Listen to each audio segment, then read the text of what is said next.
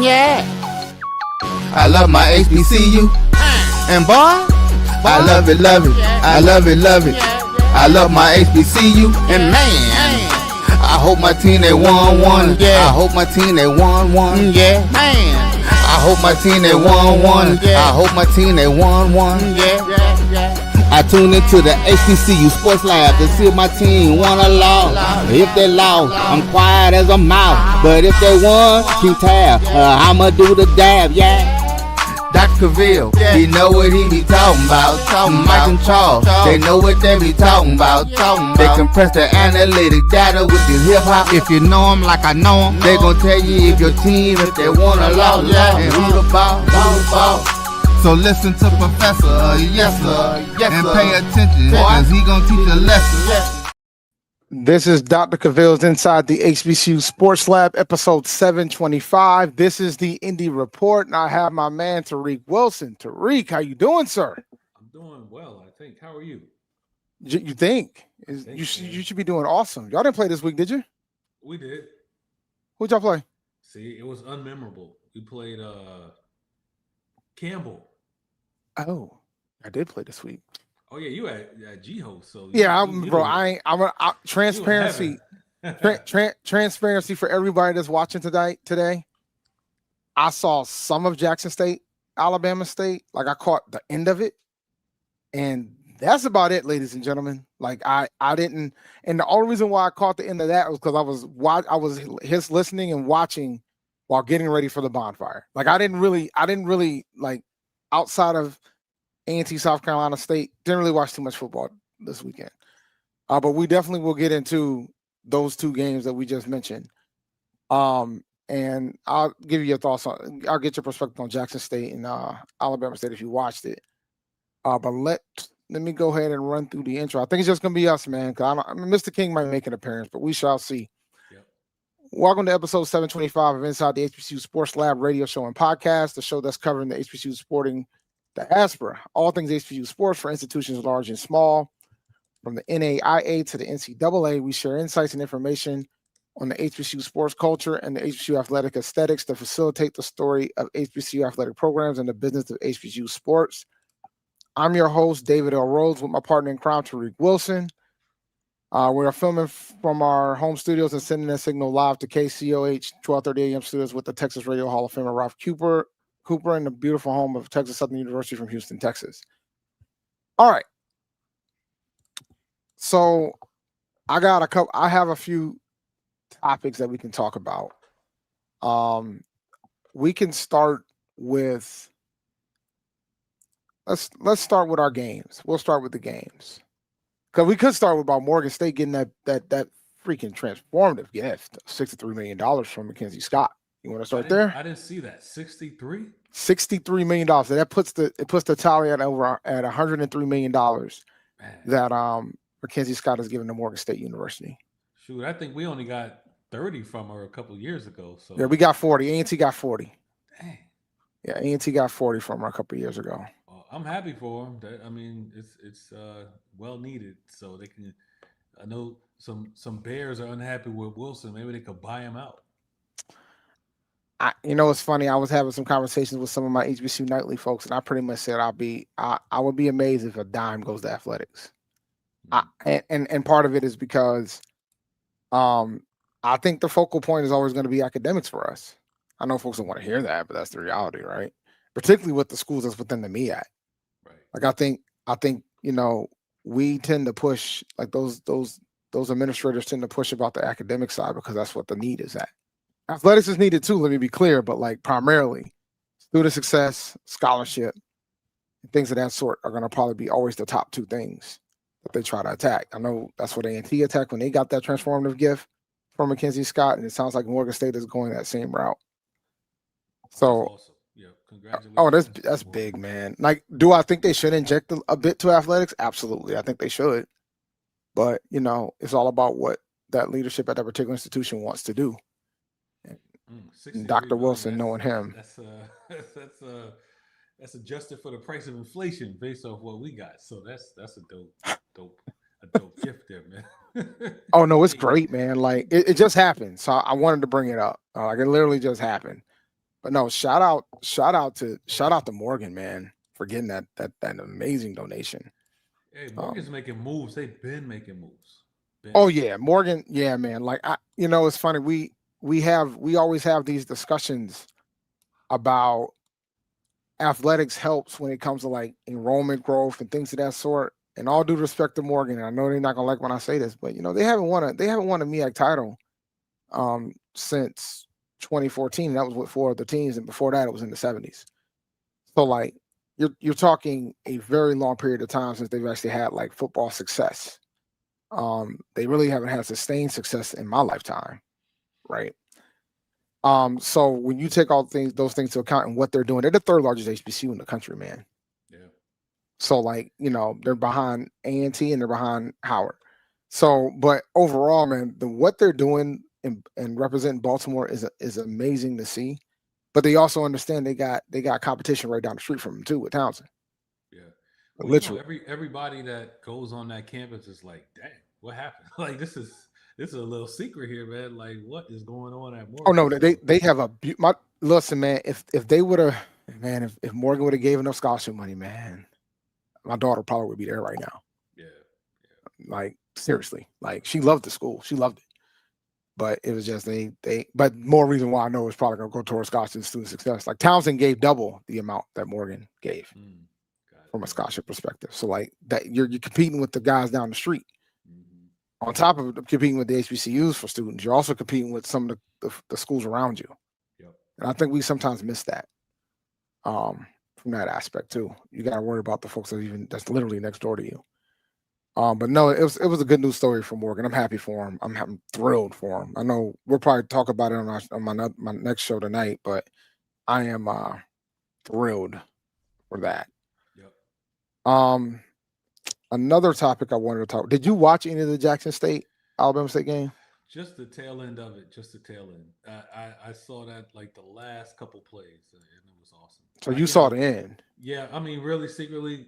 I got a little hatred for Jackson for what they did to us in the season opener. So I was hoping they would lose, but they did. I picked Alabama State. I gotta own it. I picked Alabama State to win. I thought that Andrew Body would do it, but that final play call, man.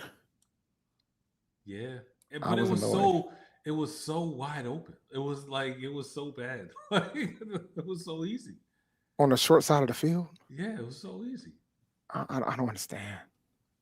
And I was rooting for Barnett too. But like calls like that is why you get concerned for Barnett when it's times like this, man. Like, but overall, I think he did. I mean, overall, Alabama State gave the good puncher's chance, and now we're in this situation where, I've already heard Trump was like, "Is there any way that we could potentially make the playoffs?" No, you can't. You can't. You got the Turkey Day Classic, so you can't. And it would have been a tough sell anyway with the teams that are remaining. Like. Yeah. When it comes to getting a at-large bid, Jackson State probably would have had a better shot if they would have lost, but not Alabama State because they got the Turkey Day Classic, so that's not going to happen.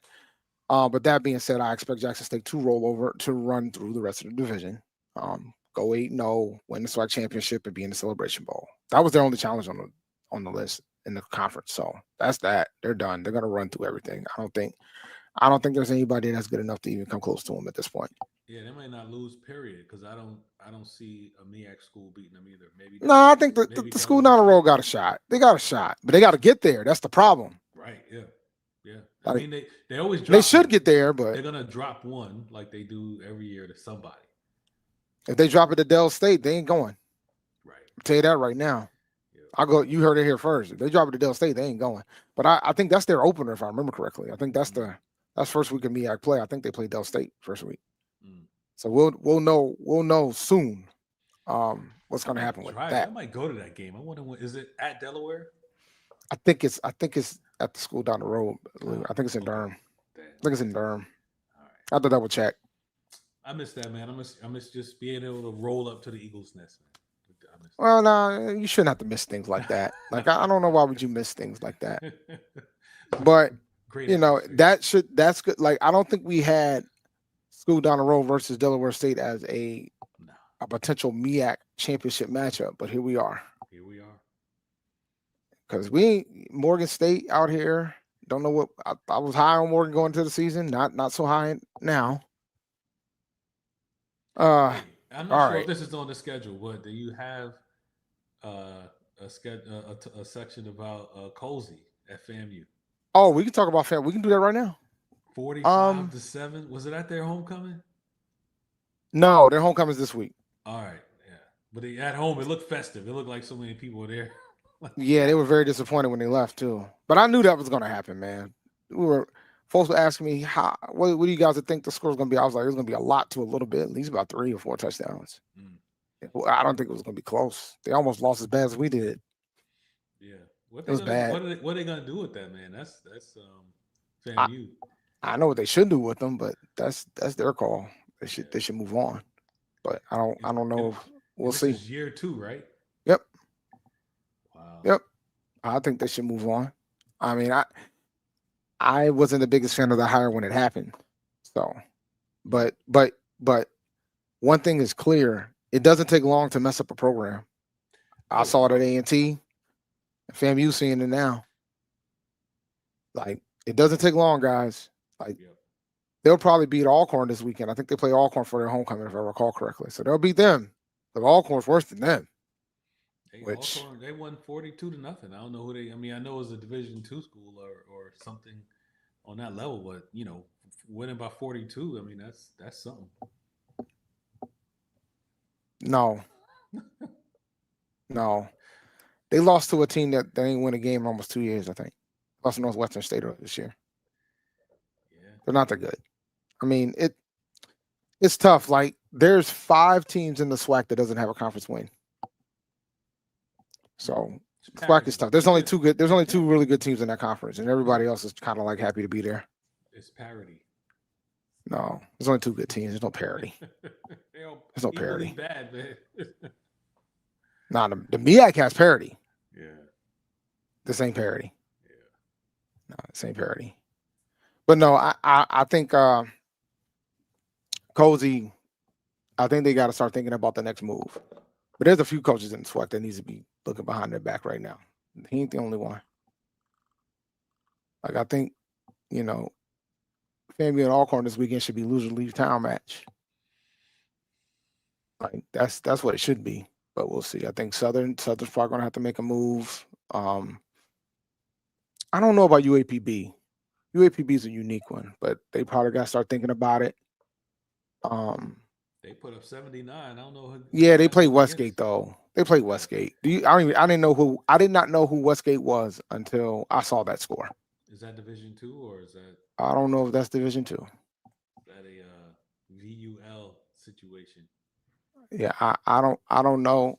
For those who want to watch that game though, Jackson State and Bama State is on ESPNU right now to replay. Oh. So go check that out. Awesome. But I've never heard of Westgate. Not sure where they are, where they're based out of, what division they are in. I have no clue. But yeah, some folks were saying it was a community college. Like I have no idea, no clue, not a clue. Didn't know they existed until last weekend. No clue. I'm gonna look them up just in case. Next time I hear them, I say, "Oh, they are in." Like if A&T starts playing Westgate, that we're down bad. Yeah, we're down bad. Yeah, you might get kicked out of the CAA for that nonsense. Nah, yeah, they might pay us the exit fee to leave. They might be like, "Yeah, it's time to go, guys." Yep. This ain't that. Do you want to talk about conference realignment at all? Sure. Brandon's not here.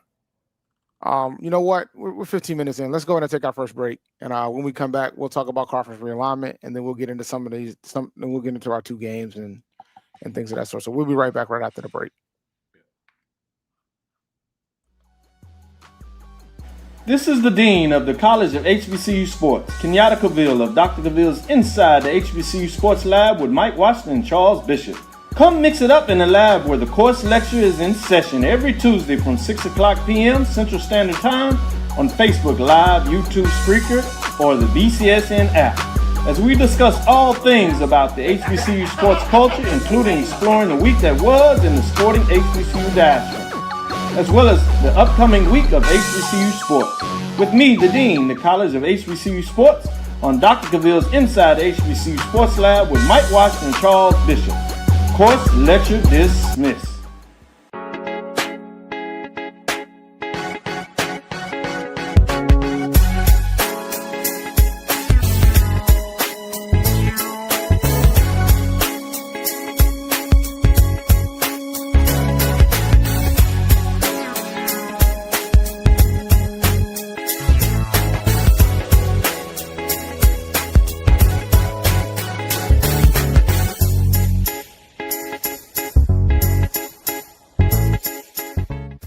It's never too early to plant the seed, to share the tradition, and instill a sense of pride in your HBCU with your little ones. HBCU Pride and Joy Children's Boutique helps you share your school spirit with a wide selection of adorable kids apparel and accessories officially licensed from your favorite HBCU. Visit hbcupridejoy.com and follow us on all social media at HBCU Pride Joy on Facebook and Twitter. For over 30 years, HBCU Image has been more than just an apparel store. We've been a movement, a statement, a legacy. We celebrate the pride, the purpose, and the culture that make historically black colleges and universities legendary. Whether you're a student or a lifelong supporter, our gear lets you wear your HBCU story with confidence and style. Because when you wear HBCU Image, you're not just wearing clothes. You're wearing culture. You're wearing pride. You're wearing purpose. HBCU. College football fans, the Cricket Celebration Bowl is celebrating 10 years of crowning an HBCU national champion. A champion will rise at Mercedes-Benz Stadium on December 13th as the MEAC and SWAC champions clash in Atlanta. Join us for championship football, interactive fan experiences, and iconic marching bands. It's an HBCU family reunion that you don't want to miss. See who will be crowned the next HBCU national champion. For event and ticket information, visit thecelebrationbowl.com. Compress the analytic data with your hip hop. If you know them like I know them, they gon' tell you if your team, if they want a law, and who the ball. So listen to Professor, yes sir, and pay attention, cause he gon' teach a lesson. Welcome back to Dr. Cavil's Inside the HBCU Sports Lab, episode 725. This is the Indy Report, and we have the third man in the crime scene, man. Mr. King, how you doing, sir? I'm doing good, man. How you brothers doing this evening? I'm doing all right, man. And you had some phenomenal timing because you know what we're about to talk about? I'm going to assume it has something to do with my not so mighty Tennessee State Tigers. Yeah, conference realignment, man. Listen, Little Rock left the OVC, heading to the UAC. There's talks that SEMO and UT Martin are next up to go. So then I asked the question, what will Tennessee State do? I asked on Twitter, and answers I got, I know, and I replied to folks who was wondering. I said I heard they're going to sink with the ship, but somebody else said they might go independent if it all falls down. I don't know if I want to say word to Kanye West, but yeah. So what's your perspective on this with the teams that are starting to lose, the teams that are making a decision to leave the OVC? Because now it's starting to get into this, like losing 3 teams is starting to get kind of rough on the edges, so to speak. And it's funny because I was having a conversation about it, and SEMO was actually one of when the initial news about Martin leaving. And you know, these things never happen in a vacuum. It may not be that same year, but usually in the next year or so, there's another team that leaves. And SEMO was one of the ones that I felt could jump or defect, if you will. And let's be honest, and we've talked about this so many times, the OVC has been hemorrhaging teams for the past 7 to 8 years. And we've seen teams come into the conference even before they align themselves with the Big South and leave within that time frame. You're talking about a Belmont, of course, they're not a football playing member, but, a Jacksonville State and teams of that nature. So in looking at what TSU is going to do, I'm going to be honest, and the meme that I sent in the group, they're going to be Will Smith turning the lights off in the man. That's going to be us. And because, and to be honest, we know that there's 2 conferences that are ready-made. One wants them, the other one needs them. And I'm going to be honest, barring some cataclysmic events either in the college football landscape and or within the leadership personages at my beloved alma mater, I don't see that happening yet. So Could it be a possibility that all 3 of us will be in the same conference? how funny would that be? That would be hilarious. I mean, That would be. That would be hilarious. Yeah, but I think if that happened, then you see some more people leave. I think they're running out. Well, I'm gonna be honest. Like to pivot to the CAA, I'm gonna be keeping a buck with you, man. I think we need to probably start having that discussion about what to do with football. And the only reason why I say that is because of the landscape of where football is right now from a geographical standpoint. Like when A&T made the decision to go, part of the selling point was they were going to have divisions. And as you know, Reek, as a former MEAC member, we've been hearing that word divisions for a very long time. Mm-hmm. But that was a selling point for us to make the decision to make the jump. And so if you're going to have almost over like 8 of your teams being in the Northeast, and you got 3 teams in North Carolina, 1 team in Virginia, and 1 team in Maryland, that's a scary proposition from a travel standpoint. Like, because at that point now it's going to be 2 plane rides versus 1 that we've been normally doing. So I think then you got to be worried about somebody like A Townsend making a decision to deflect and move their football somewhere, or maybe even Elon making a decision to move their football somewhere, or maybe the whole team. You never know. I mean, Elon just merged with Queen's University, so you don't know what they want to do long term. So when you take all those things into account, it's going to be fascinating to see how the landscape is going to be. But I am a little bit concerned on the football end about the number of teams in the Northeast. There's 8 of them. There's a lot of them because Sacred Heart is joining next year. Which, if Sacred Heart was in the MEAC right now, they would be on track for the Celebration Bowl. They're 3-0 against the MEAC. That's crazy. They're number 1 in the MEAC right now. They're number 1 in the MEAC right now. Oh man. Yeah, they beat Delaware State. They beat Howard. I forgot who was the other team they beat. They beat Norfolk. Yeah. 3-0 in the MEAC. For Tennessee State though, it's not a good time to be independent. Y'all need a home. And I'm going to be honest, like I said, with the landscape and the financial aspect when it comes to being an independent, I don't think fiscally it makes sense. I don't know. Who are y'all gonna play after October? Like, you could probably get away with doing it and play all the MEAC schools because they don't get into conference play until the end of October. But after that, that's where your challenge is gonna lie. And you're gonna probably have to pay a lot for travel costs, and you got to figure out to make sure you're not going on the road for all those games. It's and the other thing, one of the points allegedly that Dr. Allen has said, that the OVC is, he's said this many times, that the OVC allows the games to be within a drivable distance. Of course, at that time, that was true, but that's become less and less true And if, like I said, if you go independent, then your travel, both in mileage and cost, are going to be astronomical now. And yes, I'm going to take a shot at our fan base. Look, we barely travel as is. Do you think that? I mean, no. That's so. I mean, And I think this year the whole theory of playing more HBCUs that can be questioned right now because the crowd didn't really draw that much against A&M. I mean, A&T they did okay.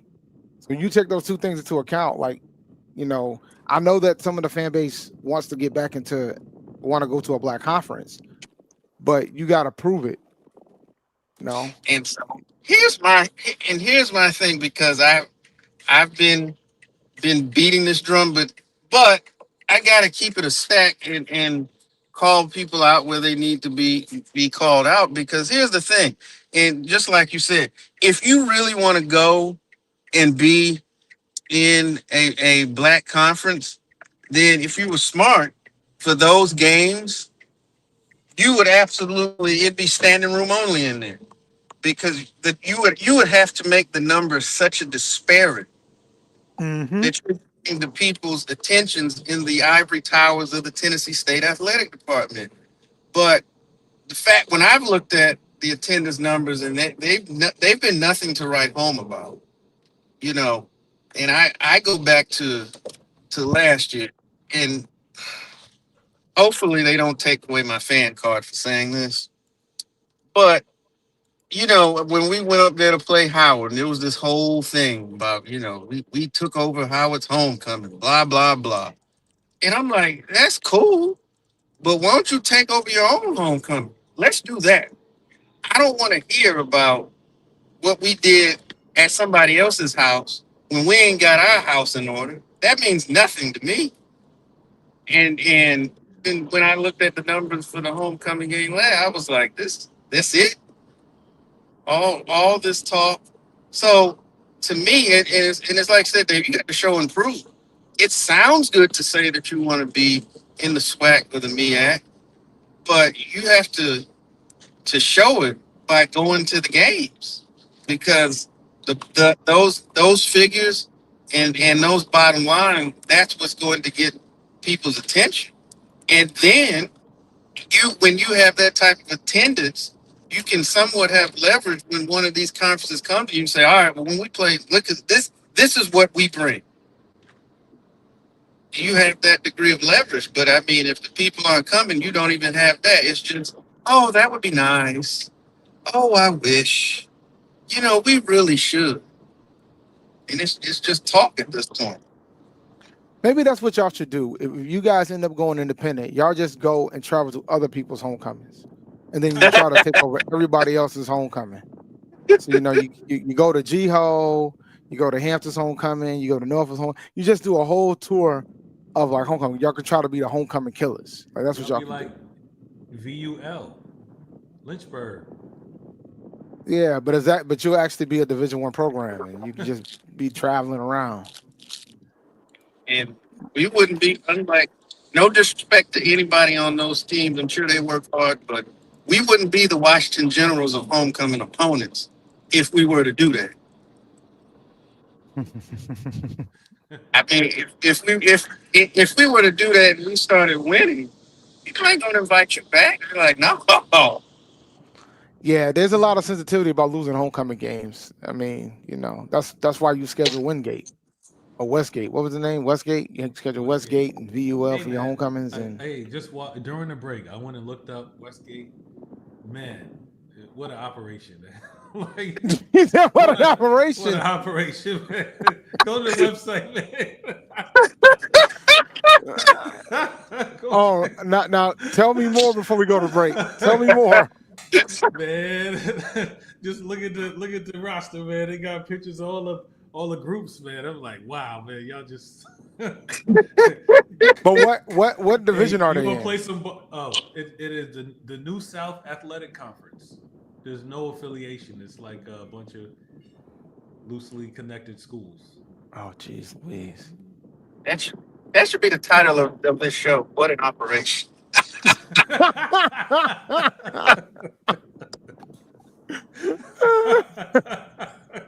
What an operation. Oh, all right. When we come back, oh my goodness gracious. When we come back after our next break, we'll talk about the games this week and what happened last week. And then we'll close out talking band of the year. Because the rankings came out today. And there's a new number 1. So we'll talk about that. And then I'm going to show it to you because I want you to see the whole top.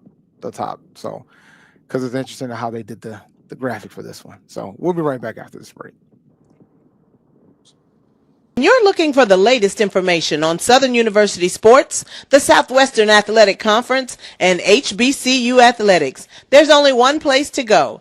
Tune in to the Carlos Brown Show, exclusively on the Black College Sports Network. Planning an event? From weddings to corporate functions, CMJ Events LLC brings over 15 years of experience to make your vision a reality.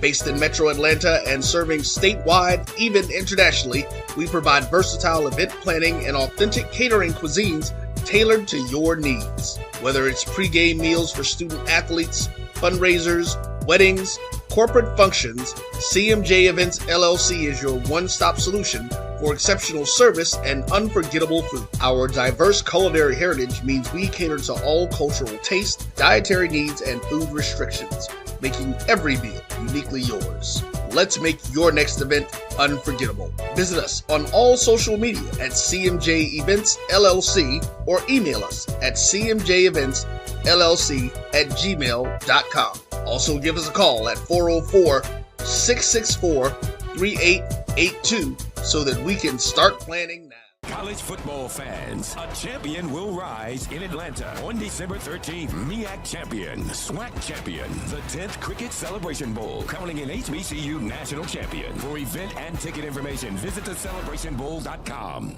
Since 2002, Empowerment Resources, Inc., a nonprofit organization, has empowered more than 1,500 youth and adults in Duval and surrounding counties. Through its programs, Journey into Womanhood, Girls Mentoring, Life Skills for Teens, and parenting education coaching. To get involved with programs, volunteer, or donate, visit www.empowermentresourcesinc.org. Follow us on social media, facebook.com/empowerment.resources and instagram.com/empowermentJAX. For over 30 years, HBCU Image has been more than just an apparel store. We've been a movement, a statement, a legacy. We celebrate the pride, the purpose, and the culture that make historically black colleges and universities legendary. HBCU Image, a Kenny T's company. ESPN Events presents Red Lobster Band of the Year. Returning to Atlanta on December 12th, 4 bands will qualify for the big stage, where 2 national champions will be crowned. Follow us for rankings updates throughout the season, and join us on December 12th. For event and ticket information, visit bandoftheyear.com.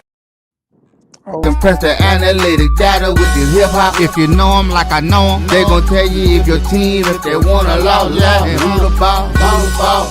So listen to Professor, yes sir, and pay attention, cause he gon' teach a lesson. Welcome back to Dr. Cavil's Inside the HBCU Sports Lab, episode 725. This is the Indy Report. All right, I guess I'll start. G-Ho was last weekend, had a phenomenal time. Game results wasn't what I wanted. A&T lost to South Carolina State 22-16. We're up 9-0 at the half. 2 turnovers turned into 2 touchdowns. Tried to make a comeback at the end. Couldn't do it.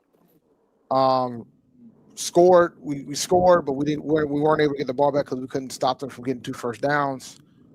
Unfortunate time of events there. But per usual, we give up 3 plays. The 2 turnovers and a big run, a big pass, and that was that. And that was all she wrote. The boys are fighting. I love the fact that they're fighting. Someday we're going to break through at some point and try to get another win. Our next opponent is against Campbell, I believe, because I think we have a bye this week. So hopefully, we do have a bye this week. Hopefully we'll try to pull it out in 2 weeks. We'll probably talk more about that Campbell game in the future. This is the 3rd straight homecoming that we've lost. That's 3 in a row for us. A lot of Twitter discussions about the value of the wins or not. But it was a sold-out crowd. Had over 170,000 people in the city of Greensboro. Had close to over 100K on campus. So I think it was a pretty good weekend, to say the least, with no incidents to boot. So So it was a good event to say the least. I was down there for a couple of days. So, but yeah, man. And I know that Hampton played Campbell. How did that go, sir? It went as you would expect. We got beat up in the second half as we normally do, and actually we took a lead in the halftime, 14-10. It's like holy cow! And I think we got the ball to start the half, second half, 3-and-out, and then Campbell just scored 21 straight in the third quarter, and That was that. just wore us down. That's been the story. Like we just can't finish. Just can't finish, and we get worn down in the second half. Start making mental mistakes, turnovers, penalties, and we lose. So that's what happened. Only thing that came out of that game that was positive was that some more freshmen emerged, like Gratian Goldsmith. We thought we had one when we got him at running back, so he was unstoppable. For some reason, the coaches took him out. Man, I don't know. But I guess, and then also another defensive end, I forget his name, just slipped. He had a great game as well. So some freshmen emerged, but the same stories continue. We just can't finish and look very bad at times. Just awful. So yeah. I think for me, when it comes to A&T and their inability to finish, 'cause this is the second game in a row we had the lead going into the third quarter after the half. So I think it's, Coach Gibbs had talked about it. He's got to get more people to understand you got to play all four quarters and you got to believe that you can win and not hope that you can win. You got to believe that you can win. And I think he's admitted that he's got some folks on that roster that don't believe they can win.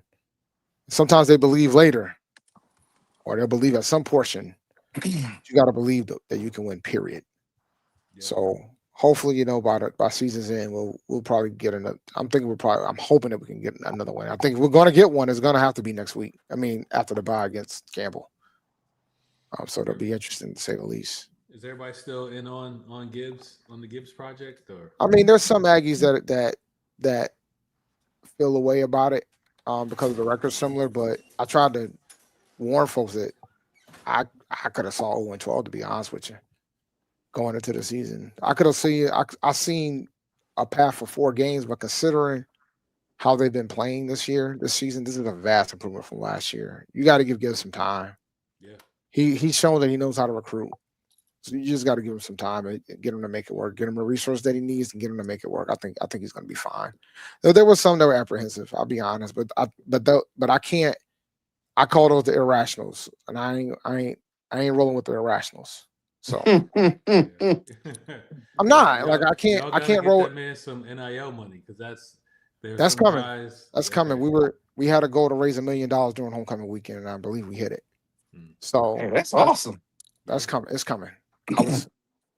I don't have. I'm waiting to get the official word, but I talked to some folks that were part of the committee for the All Aggies All In campaign, and I want to understand if they didn't hit it, they're close. No. So we'll see. All right, if y'all got NIL, then y'all be straight. His second season will be on the up and up. Yeah, we're guarantee it. And I'll say this, having seen y'all up close, or not up close, but seen y'all play, even early on, I can tell a difference in between that your ball club this year as opposed to last year. I can tell they're improved. I know the record is not showing it, but we should be 4-2 right now, bro. I see a better football team than I did a year ago. So, like I said, gotta give him some time to get his guys in there. I mean, from Coach Gibbs has shown that he can build a program if given time. So I really think y'all are on a good path, I think. There's no question. There's no question about that. I think we're going in the right direction. I mean, I would like to see more wins because I think we should have beaten Tennessee State. We had Maine. We had William and Mary.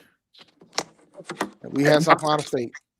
Like we had them. It's just we just got to reduce the turnovers in the big plays.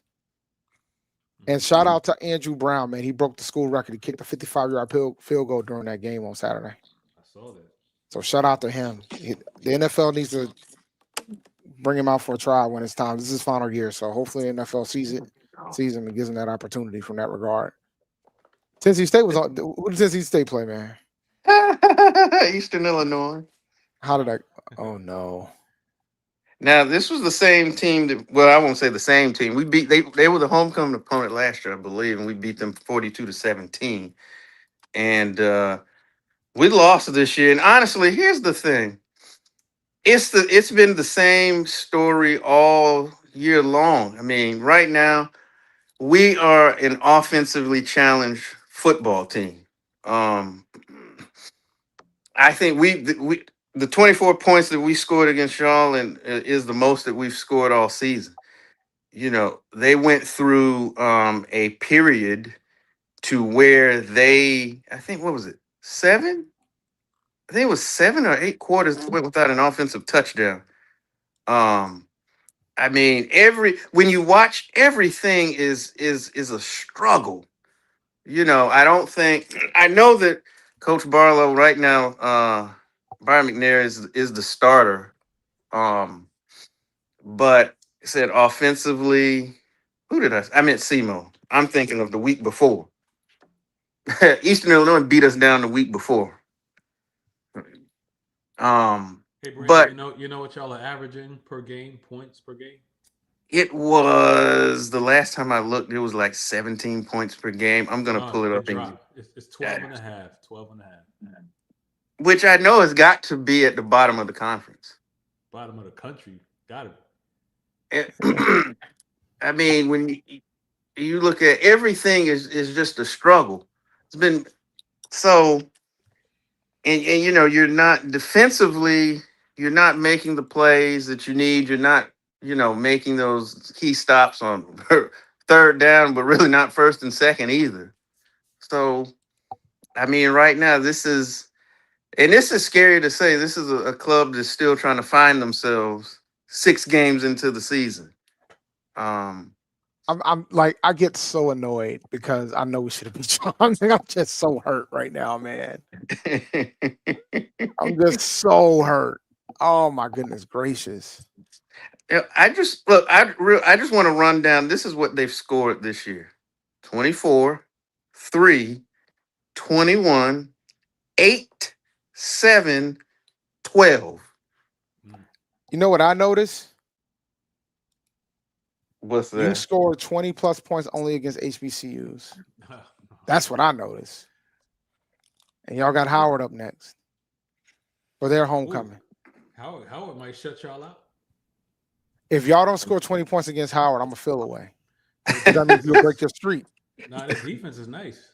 Oh, I know the defense is nice, man. Yeah. I don't. Howard's gonna give y'all fits. They're about to make up for what they're gonna do. They're gonna make up for what y'all did to them last year. And look, the only reason we scored 20 points against y'all was 3 plays. 3 plays, and that's been the season for us. We either give up either 3 big plays or there's 3 plays that just literally turn the game around. And the thing that happened on Saturday was basically we had 2 consecutive turnovers by the quarterback, 2 straight plays, and both of them led into touchdowns. And that pretty much, we gave up the lead, then we were down by it was 22-9 after the second touchdown. Like that's been the MO right now for us. Like I think we can just, you know, and the same thing happened with you guys. We had 3 turnovers and 2 of them was by one of the quarterbacks who's still out. Chan Long. Yeah, it's just rough. Yeah. But you know, I think eventually, like a epic brain fart against us, just an epic letdown. You know, we're so bad we don't forgot about that game, like how we lost that. That's how bad the season has been. Like, I'll just say, Hampton people that I know about that care about sports ain't happy. Like, this is the most unhappy I've seen. Well, because y'all had high hopes, y'all had high expectations. Yeah. Like for me, when I came into the season, I was like, yo, like I just sat through us losing by an average of 30 points at home. Like I just want them to be competitive and maybe get a game or 2, 3, you know, or maybe 3. I mean, the only games that we weren't competitive against was the school down the road and Central Florida, which you're not going to be competitive against Central Florida. Let me tell you something though about my dear Pirates. So this weekend they're at Villanova. Oh God. Yeah. Y'all almost beat them last year. That's the wild part. Last year, right? And we beat I think we beat Cavil, but guess what? Now we at Villanova, and then we got Monmouth for homecoming. Oh, well, at least you get a top. Yo, they got ranked ninth in the rankings today. Who, Monmouth? For the FCS FCS playoff. So like they're ninth. They're the ninth seed right now. So they score 44 points a game. I mean, we got Monmouth for senior day, so you know. We got Monmouth too. And we still gotta go up to Stony Brook. We gotta play Stony Brook. We go up to Stony Brook. I might go to that game. Yeah, we go. I was planning on going, but something came up and I gotta stay back. But now we got Stony Brook and we got Townsend still. So yeah, we got a rough schedule. We got, you know, but now senior day, man, Mama's coming to town. By then they might be in the top 7. Yeah, but they got pros. They got pros on that offense. Their defense is terrible, but they got pros. Yeah, like some I thought that Delaware State was hanging with them because they can't neither team could stop a cold. And then they don't play defense. They don't care. They just want you to. They want to. Hey, you score so I can score again. That's their thing. But I will say this, man, they're fun to watch. Yeah.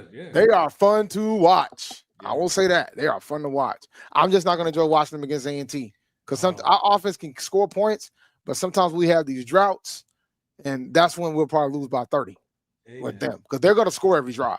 Yes. The way our fans are feeling about the Pirates, and we got Monmouth for homecoming, boy. Oh, my Lord. Oh, my God.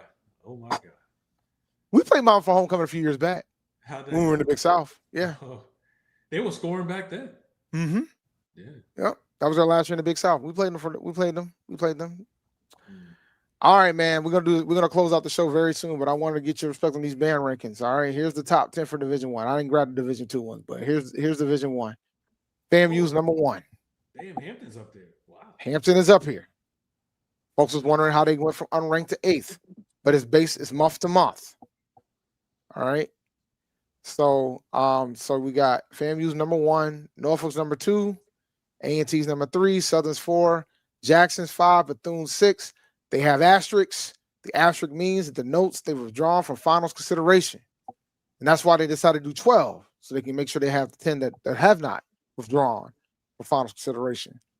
A&M 7, Hampton 8, Prairie View 9, Grambling 10, Texas Southern 11, South Carolina State 12.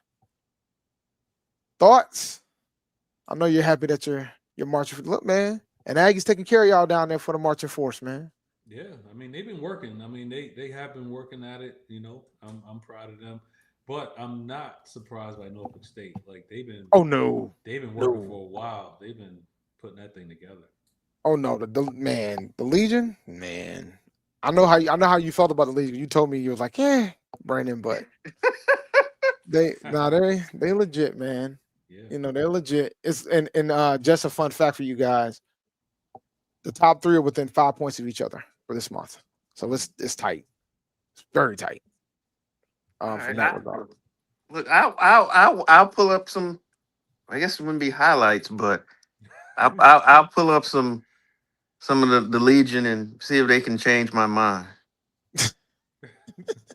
They left me sorely disappointed. Like, I was like, this is what the hype is about. It was like watching a basketball player and you see his highlights. You like, man, this dude is a killer. And then you see him in real life. And you like, man, this dude is like a 12 points per game guy. Not horrible, but I was expecting more. I was just expecting more. Shout out to Brian. I know Brian's out here height. You know what I'm saying? They jumped from 4 to 1. They need something to be happy about. They need something.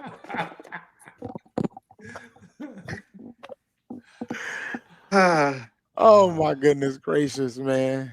They do need something. There goes. I have burned my invitation to the ONG. Look, man, Brian, speaking of that, Brian's getting ready for the ONG, so you know, and the title is fitting. I think it's homecoming. Is it a homecoming or a homegoing? And I say this to the people of FAMU.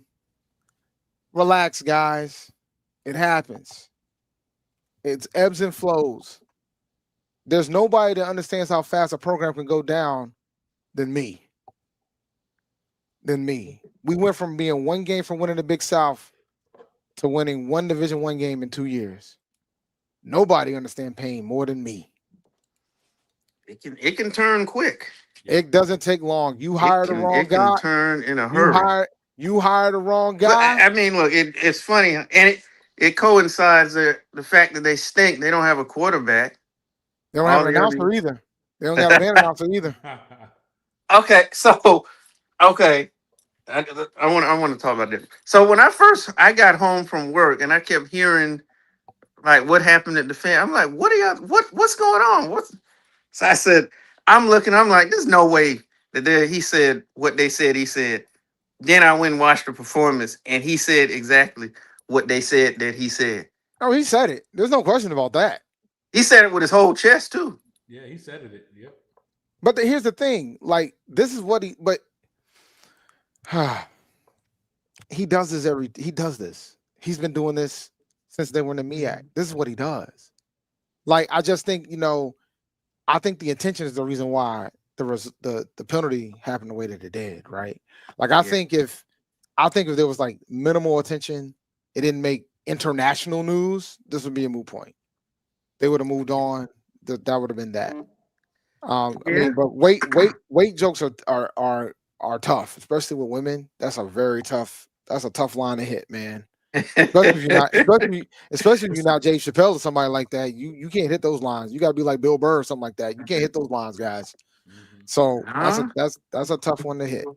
You especially can't call black women fat. You can't do that. No. You can't even actually weight, let alone call them fat. You can't do that. That's more than a social faux pas. That can be a third rail.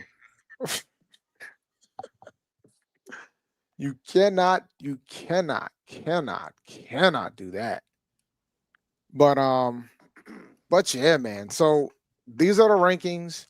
I'm fascinated to see how it's going to go in November. For folks who don't realize, it's cumulative. So it's going to be based on all 3 months, and then they're going to come with a final ranking. But I just thought it was hilarious that they still kept Jackson and Bethune in here and put the asterisk next to it.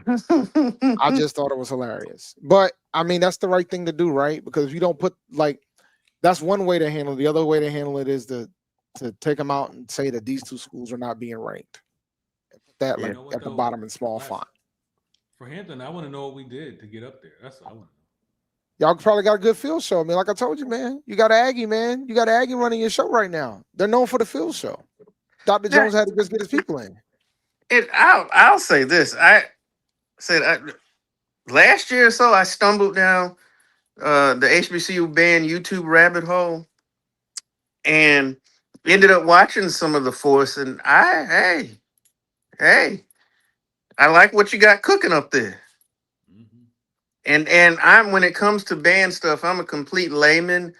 I'm not in they lines are off and they knees ain't up high enough. I don't know about none of that. So as a complete layman, I know, all right, I enjoyed this. This sucked. And y'all didn't suck. So I watched multiple videos of y'all. So I mean, I thought y'all were an enjoyable group. Look, well, let me tick off another group since I'm talking about it. Number 10. I've never seen it with Grambling. I never have. I know that's like sacrilege to say that. They haven't been good in a long time either. To be frank, they haven't been good in a long time. I don't see it. I mean, world famous. Blah blah. Okay. I mean that's fine. If you need to go to sleep, I'm sure that they make excellent sleep. I just don't see it. I never saw what the hype was about. So South Carolina State did bring the March of 101 to Jiho. I saw that. And they did not, and they ran from the fifth quarter. But luckily Oh, that doesn't count. That doesn't count towards the band of the year rankings. It's only about the field show. And the field show was alright. It wasn't. I wasn't too impressed with the field show, to be honest with you. oh, you can't run from the fifth quarter smoke. I'm just saying, man. Oh, Somebody caught it on video too of them running. That's why I like when BGM, BG Blue Girl Market Machine put their stuff out. They didn't have their songs. They didn't have South Carolina State in it because they left. They still did their thing. So, but yeah, man. No. Okay. I guess maybe because we haven't performed in. I lost Brandon. He said maybe because they haven't performed. Hopefully he comes back in time before I do the outro because I gotta do the outro soon because ONG Strike Zone is coming up next. So shout out to those guys for FAMU, and I just hope they are ready. I think we lost Brandon. All right, let me go ahead and close out because it's time to go, and I want to make sure Mr. Fulford has his time.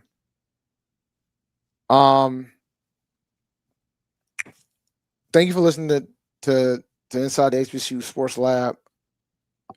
Oh, he came back. All right, you're back. All right, you're back. Now, you said you never seen it. I forgot what I was saying. Oh well. Yeah, I gotta close out anyway. Yeah. Oh, you was talking about Graham and never seen it, but yeah. Oh yeah, I never saw what the hype was about, but whatever. Hey, I will say this: when the Force did come to Greensboro, they were trying to show out, man. I gotta give them credit. They were out here trying to do their thing, man. I gotta give them credit. Gotta give credit where it's due. But all right, let me close out. Yes, sir. All right, thank you for listening to Inside the HBCU Sports Lab. Make sure you share our podcast with your friends or colleagues. We look forward to next week to discuss the latest news in the lab. Make sure you follow me on Twitter at ChampD1012. Follow Big Reed. Go to hupiratorship.com. Go follow Brandon at sneakershoptalk.com. Follow Dr. Kiana Cavil on Twitter, Facebook, and Instagram. Make sure you follow Inside the HBCU Sports Lab 1 on Facebook or Inside the HBCU Sports Lab on YouTube. Dream big and continue to move forward. We'll talk to you soon. Reek. Of course. Brandon. Lecture. Dismissed. You guys have a good one.